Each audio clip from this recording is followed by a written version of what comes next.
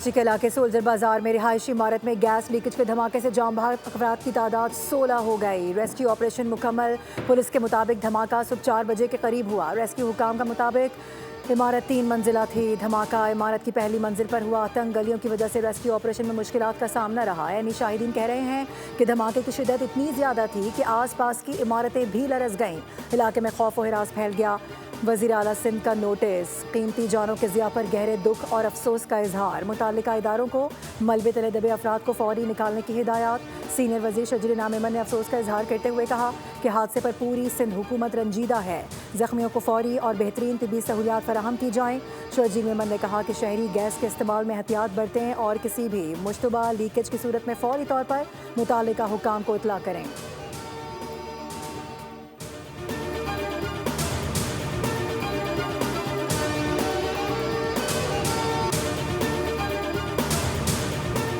सदर ममलिकत आसिफ अली जरदारी और वज़ीर आज़म शहबाज शरीफ की सोल्जर बाजार में इमारत गिरने के वाक़े में कीमती जानों के नुकसान पर अफसोस का इजहार।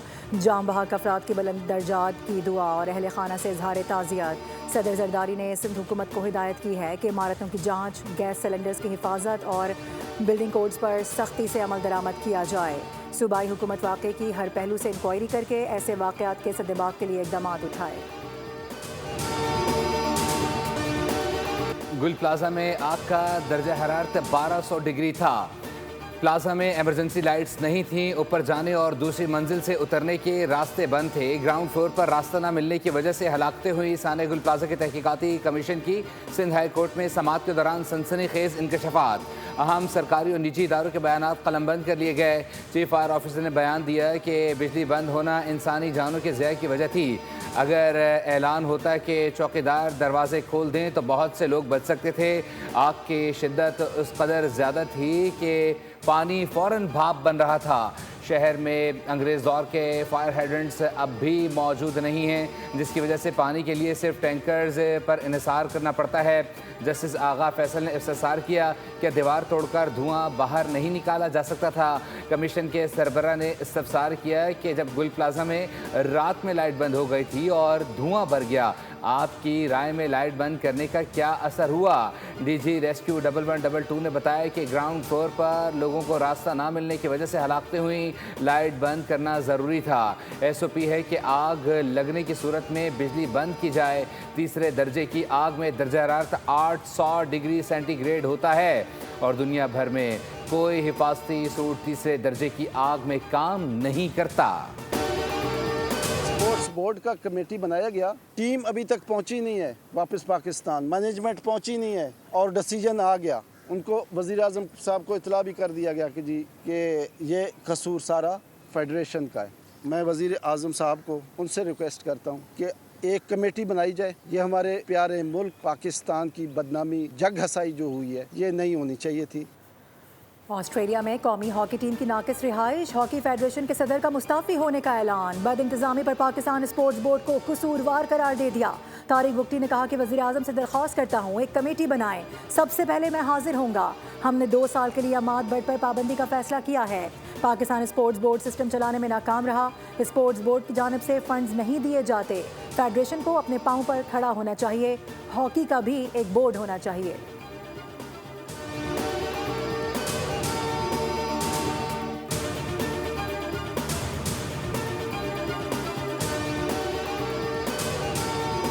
वज़ीर आज़म शहबाज शरीफ का दौरा है वाशिंगटन। गजा अमन बोर्ड के इजलास में शिरकत करेंगे। इफ्तिताही इजलास में नायब वज़ीर आज़म इसहाक डार भी शामिल होंगे।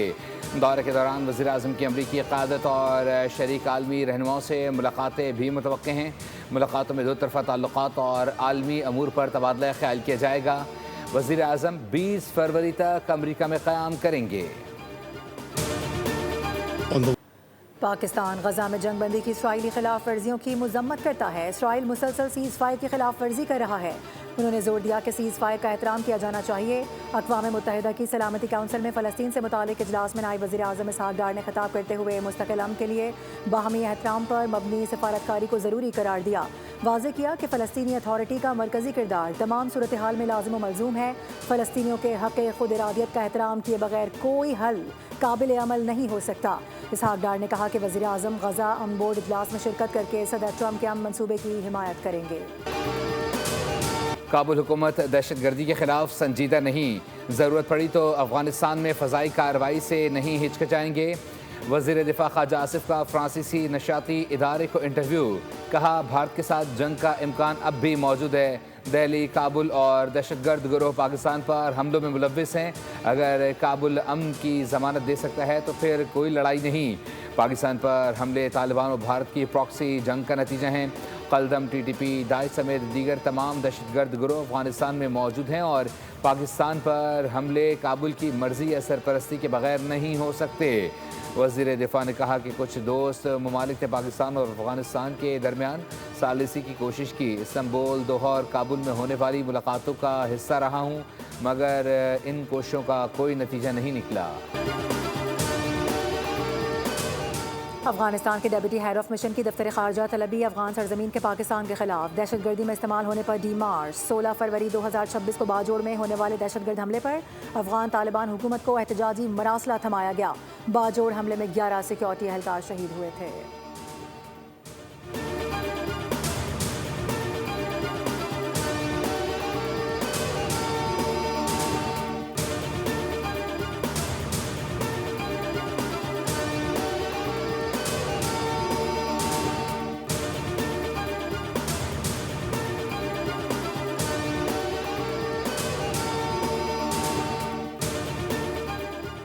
पाकिस्तान ने भारत के लिए फ़ज़ाई हदूद बंदिश में मज़ीद 1 माह तोसी कर दी।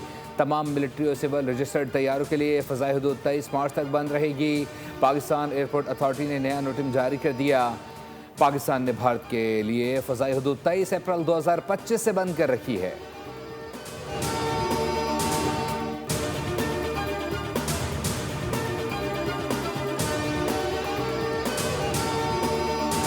विफाकी वज़ीर इत्तलात अताउल्लाह तारड़ ने एक मरतबा फिर बानी PTI से डील से मुताल्लिक़ खबरों की सख्ती से तरदीद की। कहा न कोई डील है और ना ही ढील। अता तारड़ ने कहा कि बानी PTI अदालतों से सज़ा याफ्ता मुजरिम है और उन्हें किसी भी किस्म की रियायत का तासुर देना बिल्कुल गलत है। रियायत से मुताल्लिक़ खबरें बेबुनियाद हैं, इन खबरों में सदाकत नहीं।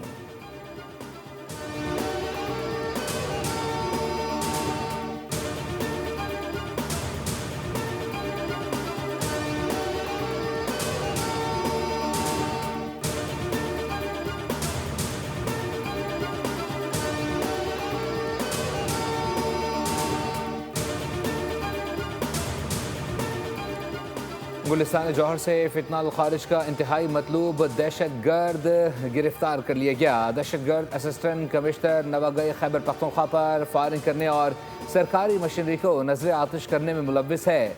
पाकिस्तान रेंजर्स ने खुफिया मालूमात की बुनियाद पर कार्रवाई करते हुए दहशतगर्द दोस्त मोहम्मद वल्द गुलफराज खान को गिरफ्तार किया। मुलजिम दीगर फितना खारिज साथियों के हमरा शहर के हसास मकामात पर दहशतगर्दी की कार्रवाइयों के लिए मनसूबाबंदी कर रहा था।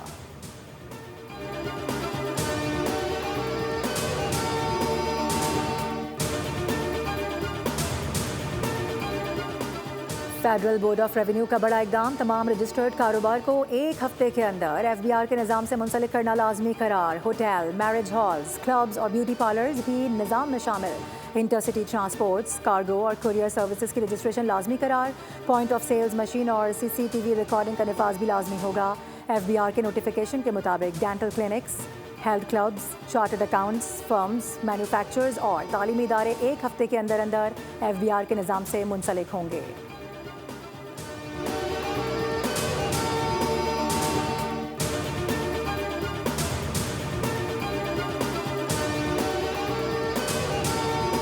पाकिस्तान स्टॉक मार्केट में शदीद मंदी पर कारोबार का अख्ताम। इंडेक्स में 7145 पॉइंट्स की शदीद मंदी रिकॉर्ड। कारोबार का अख्ताम 6682 पॉइंट्स की मंदी पर हुआ। 100 इंडेक्स 1,72,170 पॉइंट्स पर बंद हुआ।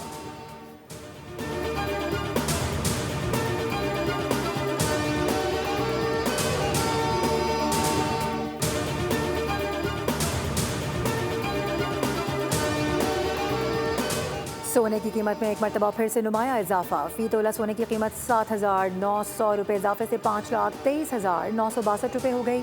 चांदी की फी तोला कीमत 358 रुपये इजाफे से 8,404 रुपये हो गई।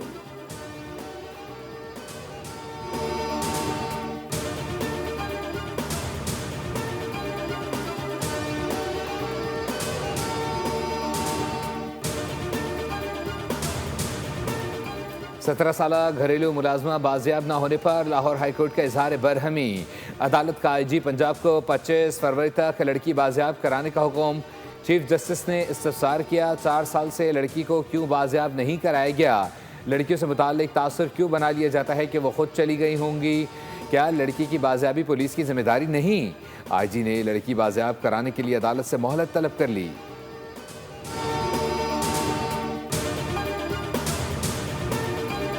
इस्लामाबाद के खस्ता हाल थानों की हालत जार बदलने लगी। थाना कोसार की तामीर नौ मुकम्मल, 2 मजीद थाने तकमील के करीब हैं। वफाकी वज़ीर दाखिला मोहसिन नकवी का ज़ेर तामीर थानों का दौरा। थाना कोसार, ज़ेर तामीर विमेन पुलिस स्टेशन G6 और ज़ेर तामीर थाना कुराल का मुआयना किया गया। थाना कोसार में साइलिन के लिए मजीद सहूलियात मुहैया करने की हिदायत। कहा कि जदीद पॉलिसिंग के फ़रोग के लिए 9 तामीर शुदा थानों में अवामी सहूलियात को मजीद बेहतर बनाया जाए। ज़रूरी वसाइल की फराहमी तरजीही बुनियादों पर यकीनी बनाएँ।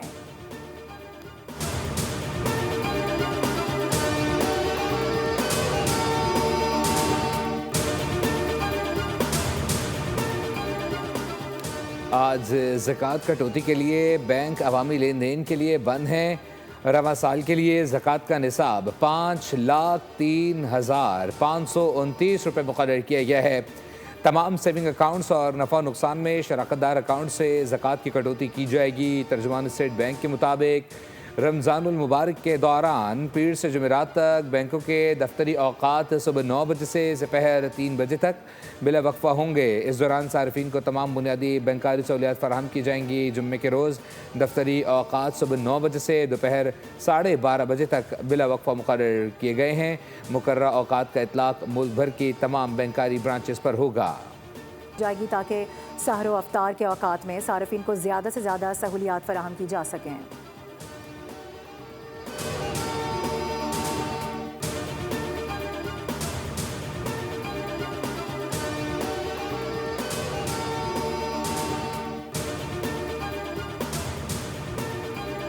अमरीकी मीडिया ने दावा किया है कि अमरीकी फ़ौज रवा हफ्ते के आखिर तक ईरान पर हमला कर सकती है। फ़ौजी एहलकार अपनी तैयारियां मुकम्मल कर चुके हैं। खित्ते में किसी भी हंगामी कार्रवाई के लिए अलर्ट है। अमरीकी मीडिया के मुताबिक सदर ट्रंप भी इस बारे में बहुत ज़्यादा वक्त सोचने में गुजार रहे हैं, ताहम उन्होंने इससे मुताल्लिक अभी तक हतमी फैसला नहीं किया। ईरान का अपनाए हरमज़ में बहरी मशकों के बाद आज रॉकेट लॉन्च करने का मंसूबा। ईरान ने नोटम जारी कर दिया। नोटम में पायलट्स, फ्लाइट अमले और फ़िज़ाई हदूद इस्तेमाल करने वाले दीगर अफराद को हिफाजती इक़दाम इख्तियार करने और मुतालिका इलाकों में मोहतात रहने की हिदायत की गई है। रिपोर्ट्स के मुताबिक ईरान ने रवा हफ्ते अपनाए हरमज़ में बहरी मशक़ें भी की हैं, जबकि जुमेरात से रूस के साथ मुश्तरका बहरी मशकों का मंसूबा भी बनाया गया है। इन मशकों को खित्ते में जारी कशीदगी के तनाजुर में अहम करार दिया जा रहा है। T20 वर्ल्ड कप में पाकिस्तान की नामीबिया के खिलाफ कामयाबी के बाद मेगा इवेंट में सुपर 8 टीमों की लाइनअप मुकम्मल हो गई। पाकिस्तान ने नामीबिया को आखिरी ग्रुप मैच में 102 रन से मात देकर सुपर 8 मरहले के लिए क्वालिफाई कर लिया था, जिसके बाद मेगा इवेंट की सुपर 8 मरहले में जाने वाली आखिरी टीम का फैसला भी हो गया। सुपर 8 के ग्रुप 1 में भारत, जनूबी अफ्रीका, वेस्ट इंडीज़ और जिम्बाब्वे शामिल हैं। ग्रुप 2 पाकिस्तान, इंग्लैंड, न्यूजीलैंड और श्रीलंका पर मुश्तमिल है। सुपर 8 मरहले के मैचेस का आगाज़ 21 फरवरी से होगा। सुपर 8 मरहले के अख्ताम पर हर ग्रुप की 2 टॉप टीमें सेमीफाइनल के लिए क्वालिफाई कर लेंगी। T20 वर्ल्ड कप के सुपर 8 मरहले में पाकिस्तान टीम अपना पहला मैच 21 फरवरी को कोलंबो में न्यूजीलैंड के खिलाफ खेलेगी। 24 फरवरी को ग्रीन शर्ट्स का मुकाबला इंग्लैंड से पाली खेले में होगा। कौमी टीम 28 फरवरी को आखिरी मैच में मेज़बान श्रीलंका के मद्दे मुकाबले आएगी। कौमी टीम के तीनों मैचेस पाकिस्तानी वक्त के मुताबिक शाम 6:30 पर नशर होंगे।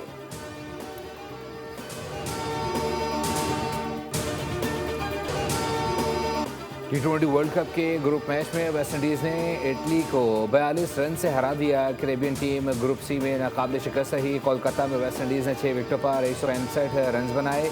कप्तान शाय होप ने 75 रन की इनिंग्स खेली। हदफ के ताक़ुब में इटली की टीम 123 रन पर आउट हो गई। जोसेफ ने 4 और मैथ्यू ने 3 विकेटें हासिल की। टॉप सीड स्पेन के कार्लोस अल्कराज और इटली के Jannik Sinner Qatar Open tennis के क्वार्टर फाइनल में पहुंच गए। राउंड ऑफ 16 में अल्कराज ने फ्रांस के रोवेज और सिनर ने ऑस्ट्रेलिया के पॉपी रिन को शिकस्त दी। और यूएफा चैंपियंस लीग में न्यूकासल यूनाइटेड की काराबाग को 6-1 से पछाड़ दिया। गॉर्डन ने हैट्रिक समेत 4 गोल दाग दिए। इंग्लिश प्रीमियर लीग में अर्सेनल और वुल्व्स का मुकाबला 2-2 गोल से बराबर रहा। AFC चैंपियंस लीग 2 में अल नसर ने अरकडाक को 1-0 से हराकर क्वार्टर फाइनल में जगह बना ली। क्रिस्टियानो रोनाल्डो ने मैच में हिस्सा नहीं लिया।